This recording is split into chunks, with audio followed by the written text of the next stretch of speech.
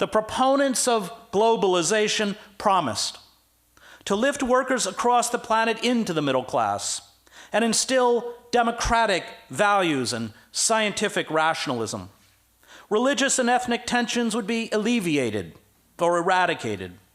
The global marketplace would create a peaceful, prosperous community of nations. All we had to do was get government out of the way and kneel before market demands held up as the ultimate form of progress and rationality.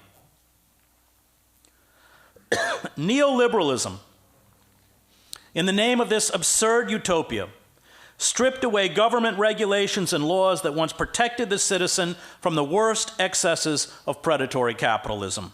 It created trade agreements that allowed trillions of corporate dollars to be transferred off into offshore accounts to avoid taxation, jobs to flee to sweatshops in China and the global South, where workers live in conditions that replicate slavery.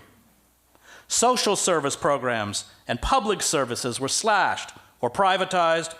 Mass culture, including schools and the press, indoctrinated an increasingly desperate population to take part in the global reality show of capitalism.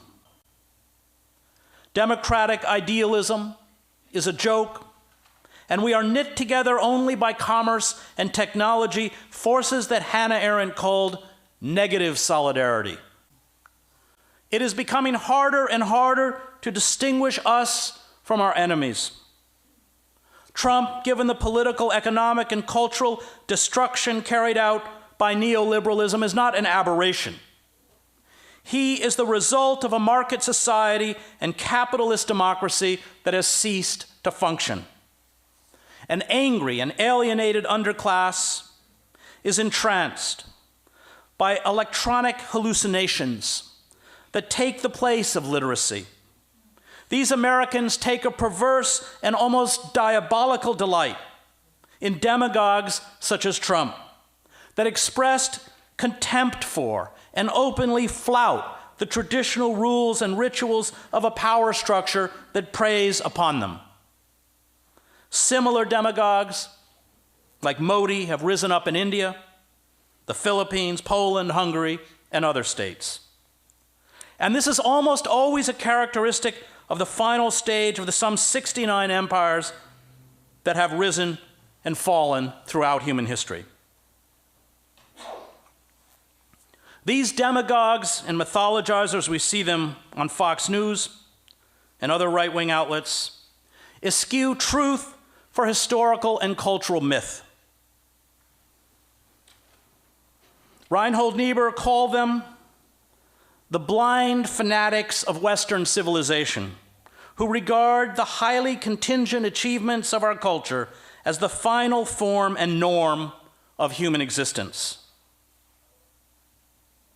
The unacknowledged reality is that the process of modernization and colonialization has been accompanied by carnage and bedlam. The rapacious appetite of capitalists and imperialists, as Mishra notes, never considered such constraining factors as finite geographical space, degradable natural resources, and fragile ecosystems. And in carrying out this project of global expansion and modernization, no form of coercion or violence was off limits. We are paying the price for discarding hundreds of millions of people onto the dung heap of history. Unable to understand and cope with reality, we wage endless wars in the name of democracy and Western civilization, which engender more martyrs to fuel the violence we seek to crush. We are afflicted by what Albert Camus called autotoxication, the malignant secretion of one's preconceived impotence against the enclosure of the self. And until this autotoxication is addressed, the rage and violence at home and abroad will expand as we stumble towards a global apocalypse. This slow motion march towards apocalypse is assured. If we refuse to confront the ecocide we are carrying out, on the planetary systems that sustain human life.